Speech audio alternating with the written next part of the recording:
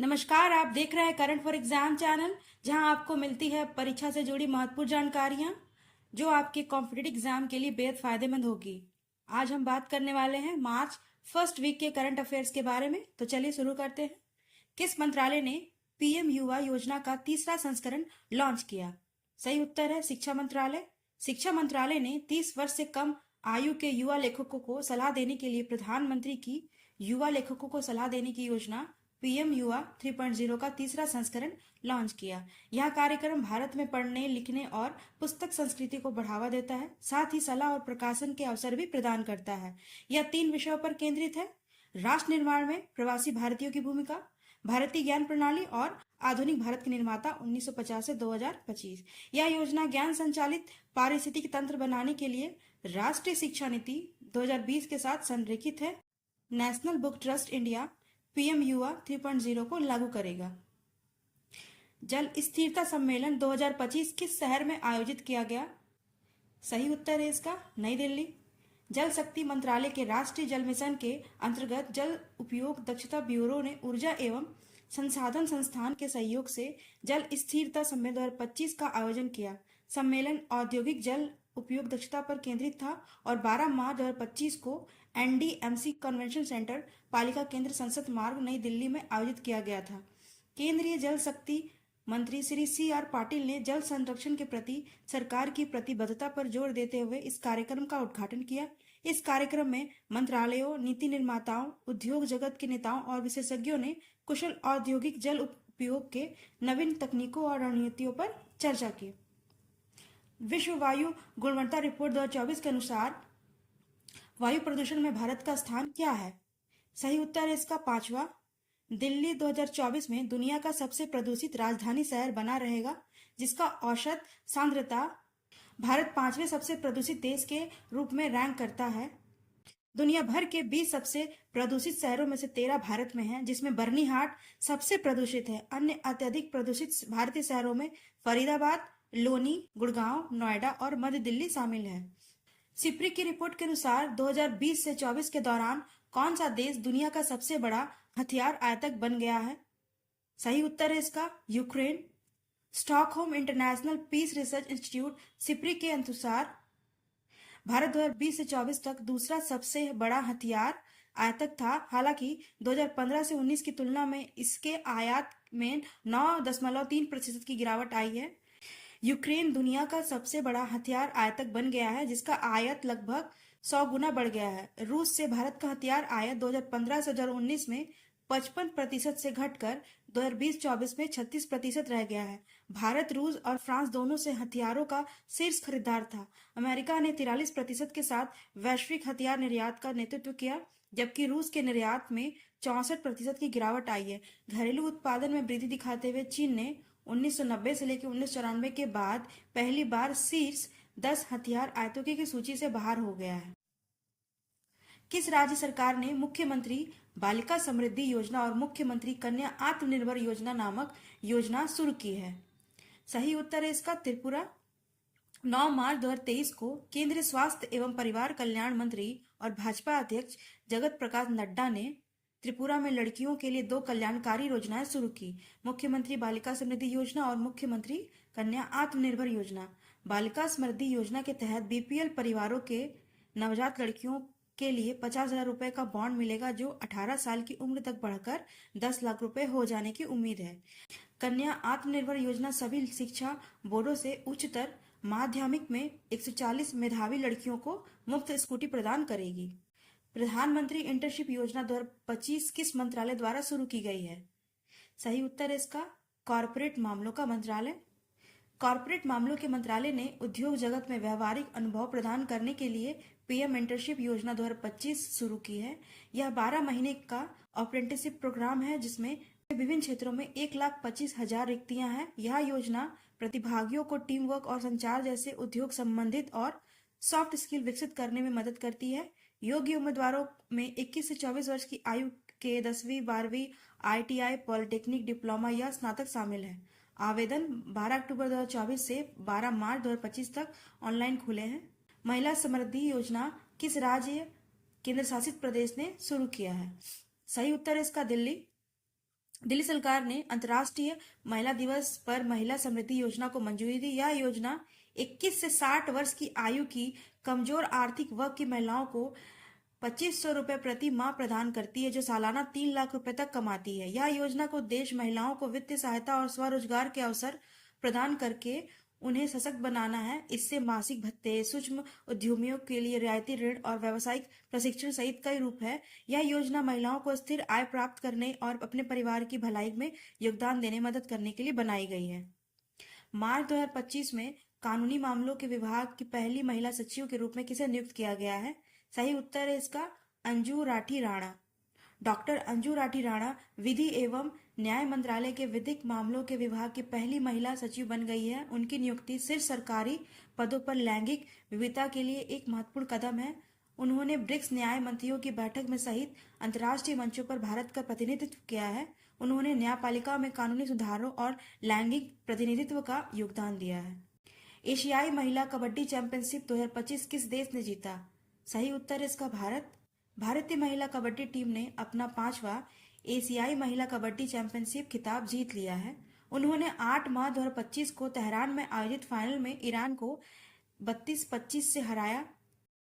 छठी एशियाई महिला कबड्डी चैंपियनशिप 2025 6 से 8 मार्च 2025 तक तेहरान में हुई। ईरान ने तीसरी बार टूर्नामेंट की मेजबानी की। इससे पहले वो 2007 और 2017 में कर चुका है। किस मंत्रालय ने इंडिया एआई कंप्यूट पोर्टल और data set platform AI Kosha launch किया? सही उत्तर है इसका इलेक्ट्रॉनिक्स और सूचना प्रौद्योगिकी मंत्रालय। इलेक्ट्रॉनिक्स और सूचना प्रौद्योगिकी मंत्रालय ने इंडिया एआई मिशन के कंप्यूट पोर्टल और एआई कोशा प्लेटफॉर्म को लॉन्च किया। कंप्यूट पोर्टल छात्रों, स्टार्टअप, शोधकर्ताओं और सरकारी निकायों के लिए 18,000 से अधिक जीपीयू, क्लाउड स्टोरेज और एआई सेवाओं तक पहुंच प्रदान करता है। एआई कोशा एक डेटासेट प्लेटफॉर्म है जो विचारों को उद्योग समाधानों में बदलने के लिए संसाधन, उपकरण और विशेषज्ञ मार्गदर्शन प्रदान करता है। इस प्लेटफॉर्म का उद्देश्य एआई नवाचार को बढ़ावा देने और डेवलपर्स को भारत विशिष्ट एआई मॉडल बनाने में मदद करने के लिए उच्च गुणवत्ता वाले गैर व्यक्तिगत डेटासेट प्रदान करना है। विश्व सतत विकास शिखर सम्मेलन 2025 कहाँ आयोजित किया गया? सही उत्तर है इसका नई दिल्ली।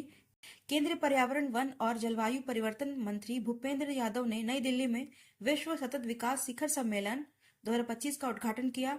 ऊर्जा और संसाधन संस्थान द्वारा आयोजित इस शिखर सम्मेलन में सतत विकास और जलवायु समाधान में तेजी लाने के लिए साझेदारी विषय पर ध्यान केंद्रित किया गया। उन्होंने 2020 में ग्रीन हाउस गैस उत्सर्जन भारत की 7.93% की कमी पर प्रकाश डाला, जो जलवायु परिवर्तन से लड़ने के लिए देश की मजबूत प्रतिबद्धता को दर्शाता है। भारत की पहली एआई संचालित सौर विनिर्माण लाइन किस राज्य में शुरू की गई? सही उत्तर है उसका गुजरात। केंद्रीय मंत्री प्रहलाद जोशी ने गुजरात के सूरत के कोसांबा में गोल्डी सोलर की नई सुविधा में भारत की पहली एआई संचालित सौर विनिर्माण लाइन का शुभारंभ किया। संयंत्र की नियोजित उत्पादन क्षमता 14 गीगावाट है और यह उद्योग प्रथम एआई नवाचारों को एकीकृत करता है। हाई स्पीड स्ट्रिंग, न्यूनतम त्रुटि और बर्बादी के प्रति घंटे 10,000 सौर सेल बनाने के लिए एआई स्वचालन का उपयोग करते हैं। एआई संचालित स्वचालित ऑप्टिकल निरीक्षण वास्तविक समय में दोष का पता लगाने के लिए सुनिश्चित करता है।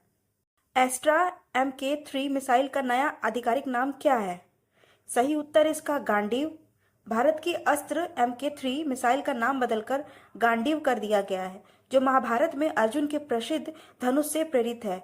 यह लड़ाकू विमानों के लिए डिजाइन की गई एक दृश्य सीमा से परे हवा से हवा मार करने वाली मिसाइल है। इसे DRDO द्वारा विकसित किया गया है। इसका उद्देश्य VVR हवाई युद्ध में क्रांति लाना है। इसे IAF के सुखोई Su-30 MKI और तेजस विमानों पर तैनात किया जाएगा। विश्व मोटापा दिवस 2025 का विषय क्या है? सही उत्तर है इसका बदलती व्यवस्था, स्वास्थ्य जीवन। वैश्विक मोटापे की समस्या से निपटने के लिए 4 मार्च को विश्व मोटापा दिवस 2025 मनाया गया। इसका आयोजन विश्व मोटापा महासंघ द्वारा वैश्विक भागीदारी के साथ किया जाता है। 2025 का विषय है बदलती व्यवस्था, स्वास्थ्य जीवन। इसका उद्देश्य जागरूकता बढ़ाना, नीतियों में सुधार करना और मोटापे की रोकथाम और उपचार को बढ़ावा देना। अनुमान है कि 2050 तक भारत में 440 मिलियन से अधिक मोटे और अधिक वजन वाले लोगों होंगे। जो चीन के बाद दूसरे स्थान पर है। 2050 तक भारतीय लड़कों में मोटापा 1.6 करोड़ और लड़कियों में 1.44 करोड़ तक बढ़ सकता है। प्रधानमंत्री मोदी को किस देश का सर्वोच्च सम्मान मिला? सही उत्तर इसका मॉरिशस। प्रधानमंत्री नरेंद्र मोदी को मॉरिशस द्वारा grand commander of the order of the star and की ऑफ द इंडियन ओशन से सम्मानित किया गया। यह प्रतिष्ठित सम्मान मॉरिशस का सर्वोच्च नागरिक सम्मान है। मोदी यह सम्मान पाने वाले पहले भारतीय हैं। आर्द्र भूमि के उचित उपयोग के लिए किसे रामसर पुरस्कार दिया गया? चलिए जवाब उत्तर पढ़ते हैं। सही उत्तर इसका जयश्री वेंकटेशन। केयर अर्थ ट्रस्ट की सह संस्थापक जयश्री वेंकटेशन ने हाल ही में वेटलैंड वाइज यूज के लिए रामसर पुरस्कार प्राप्त करने वाली पहली भारतीय के रूप में इतिहास रच दिया है। यह प्रतिष्ठित वैश्विक सम्मान स्थायी वेटलैंड प्रबंधन में असाधारण योगदान को मान्यता देता है। यह घोषणा अंतर्राष्ट्रीय महिला दिवस के अवसर पर की गई। भारत का 58वां बाघ अभयारण्य किस राज्य में घोषित किया गया? सही उत्तर इसका माधव राष्ट्रीय उद्यान।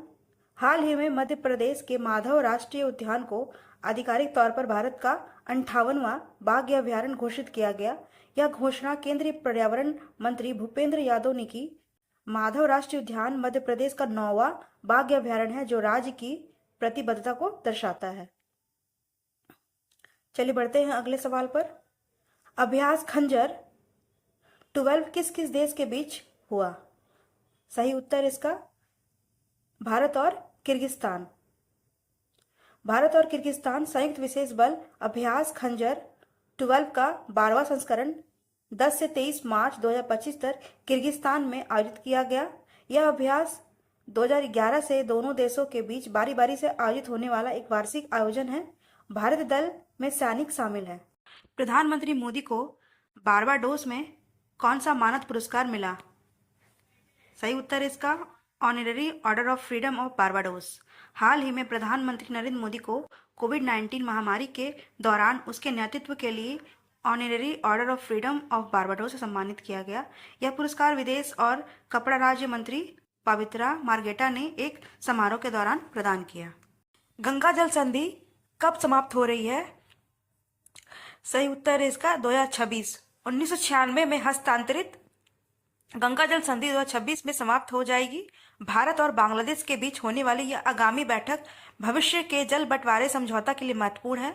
बांग्लादेश शुष्क मौसम के पानी का बड़ा हिस्सा चाहता है जो कृषि को प्रभावित करने वाली गंभीर कमी को दर्शाता है।